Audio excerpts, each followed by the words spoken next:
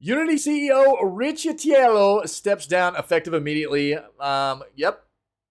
Should have happened before now, to be fair. I still wasn't this guy like an ex-EA guy or something like that? Now ex-CEO John Riccitiello has been the face of several business decisions unpopular with both developers and gamers. Does it say at the end of the article? Yo, thanks, Ferret. Yeah. Game engine maker Unity has announced that their CEO, John, I'm probably butchering his name, but he deserves it, I think. Riccitiello will just retire from his prominent positions at the company. Effective immediately, he will retire as president, chief executive officer, chairman, and member of the company's board of directors. In short, Unity's popular and controversial CEO is out, which makes sense given that he is ultimately the person at the top of the reason why we had to publish an article called Why Every Game Developer is Mad Right Now last month. Yeah, I have a couple of news articles on the YouTube channel about this entire debacle, dude. He ruined Unity.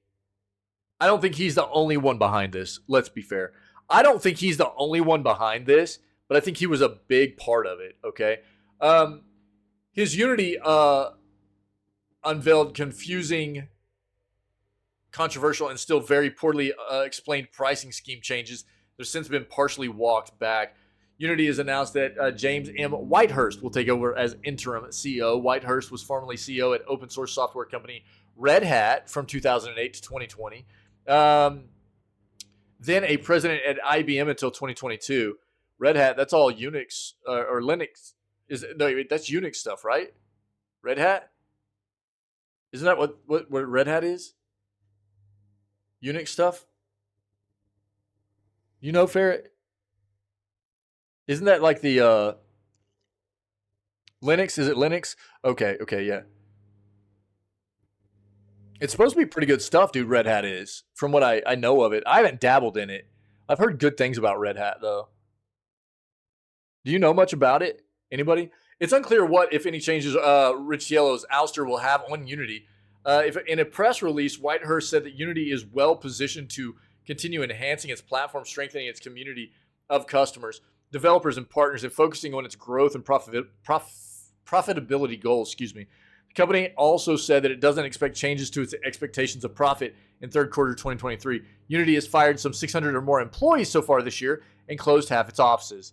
Classic tactics for boosting a business's profitability in the short term. Good beginner for Linux is Ubuntu. Yeah, I've heard that as well. Okay, word. Yeah, thanks, buddy. The announcement is already being hailed as a victory on social media.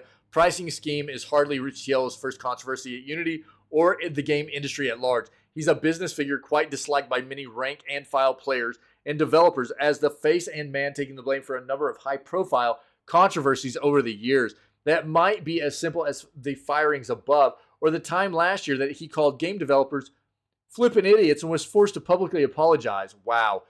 Further back, committed industry watchers know Riccitiello served as CEO of Electronic Arts during one of its most controversial periods, transition into always online gaming and the Origin digital storefronts, which culminated in the disaster that was 2012 SimCity and saw EA voted the worst company in America for 2012. Fantastic. How did this dude get hired as the CEO of Unity? After all this crap, how?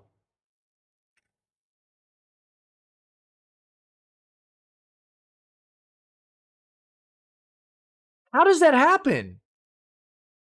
Nonetheless, shortly after he said that players would learn to love always online games, which he was definitely right about in the form of massive success for live service titles, they also definitely haven't given backlash to games like Payday 3. They also definitely haven't given backlash to games like Payday 3, including always online features. How does that happen, dude? How does somebody like this, that has had that much controversy in their past, get hired on? I mean, Unity deserves it. Why do you hire somebody on like this as your CEO? Do you not vet this individual? Yeah, you're right. It has to be some kind of like, rubbing elbows. It's like, He knew the right people or something. That's what I'm saying. It's like, there's no way this was only his decision, right?